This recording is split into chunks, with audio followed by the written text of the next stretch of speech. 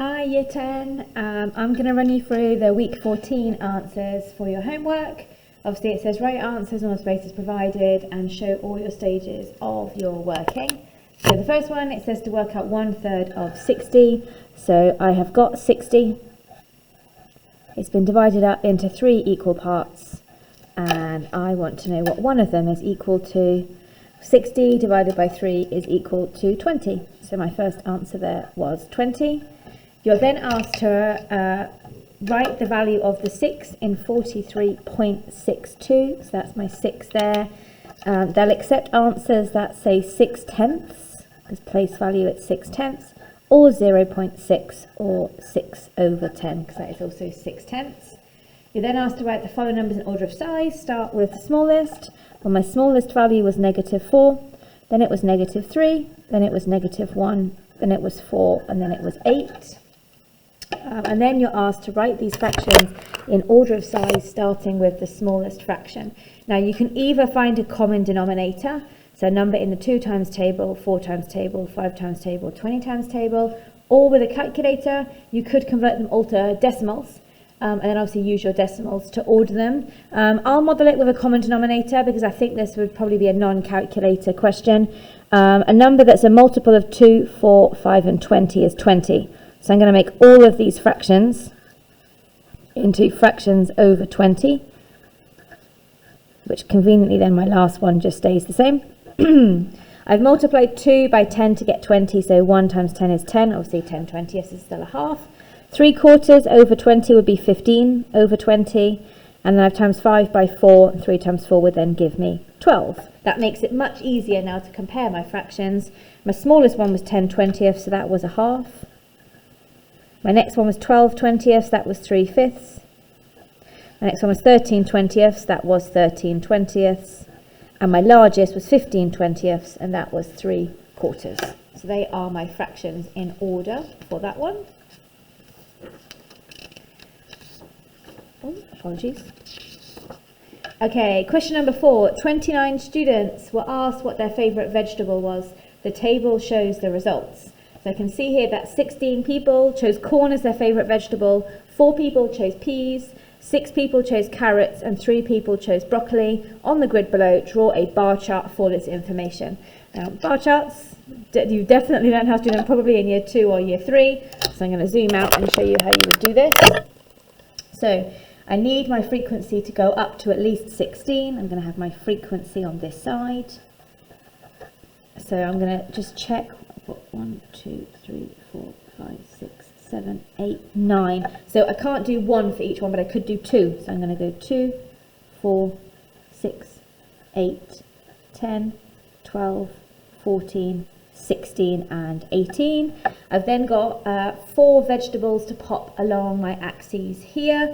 Obviously, I have to make sure if my bars are just going to be 1 square width, that's fine, but keep it consistent. If I'm going to have gaps in between, keep those also consistent.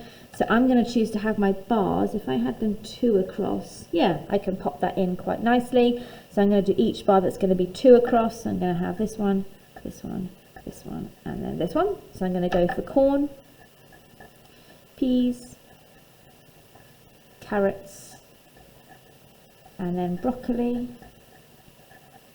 And my information there is favourite vegetable.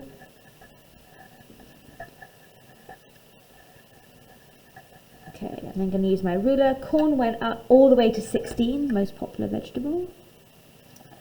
2 squares across. Personally, I've chosen not to leave gaps between my bars. If you did leave gaps, make sure it's the same gap in between each one. Peas went to 4. Carrots went to 6. That's going to have to go up before it then comes across at 6. And broccoli was 3. Well, 3 is in between 2 and 4. So it then comes across like so. That is then my bar chart then constructed.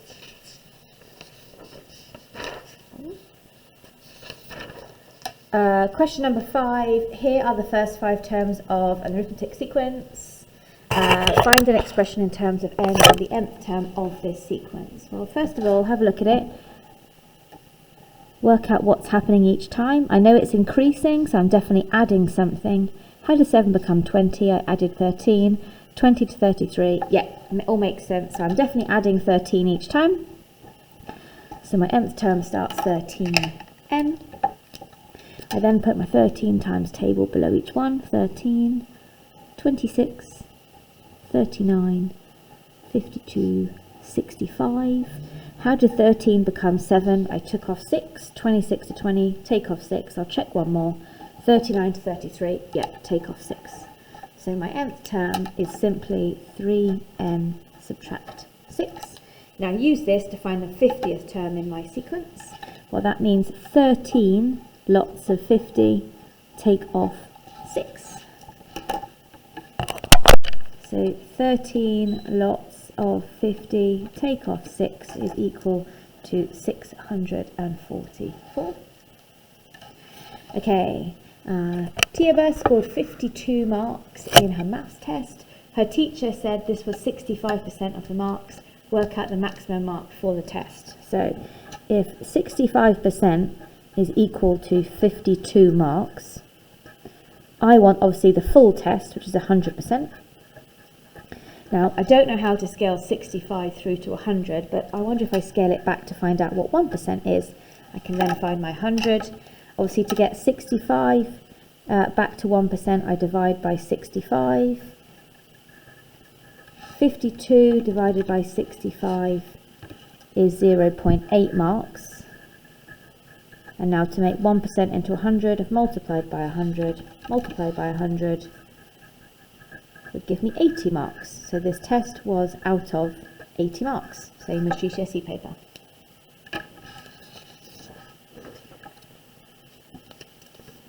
Okay, and then last but not least, you've got your graph here. I know this is going to be a certain type of graph of my curve, a quadratic graph. So I'm going to pop in my bracket, bracket squared, take away 2 lots of my next bracket, take away 1. So I'm going to type that into my calculator. Bracket, bracket squared, subtract 2 lots of another bracket, subtract 1. I'm going to go back along and I'm going to pop a -2 in both those brackets, and that's equal to 7. I'm then going to go back along and pop a 0 in. That's equal to -1. I'm going to go back, I'm going to change each of those to 1, and that's -2. I can spot a pattern now, so I can begin to see. I reckon this one's going to be a 7, but I will double check, so I'm going to go back. I'm going to pop a 4. Yeah, great. Okay, 7. So I'm now going to construct my quadratic curve. So when x is -2, y is 7. When x is -1, y is 2. When x is 0, y is -1. When x is 1, y is -2. When x is 2, y is -1. So I've already got my turning point at this point. When x is 3, y is 2. And when x is 4, y is 7. So I'm now going to do my curve. Turning point, and comes back up. And then I'm asked to use my graph to estimate solutions for x squared take off 2x subtract 1, same as I had before, equals 0.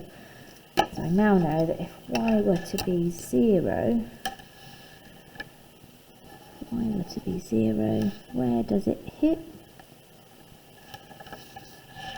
And it hits here at about -0.4 and positive 2.4.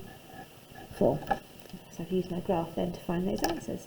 Hopefully you found that useful. Make sure you've marked off on a purple pen and get it in for your teacher for submission, and write your score please at the front of your book. Well done.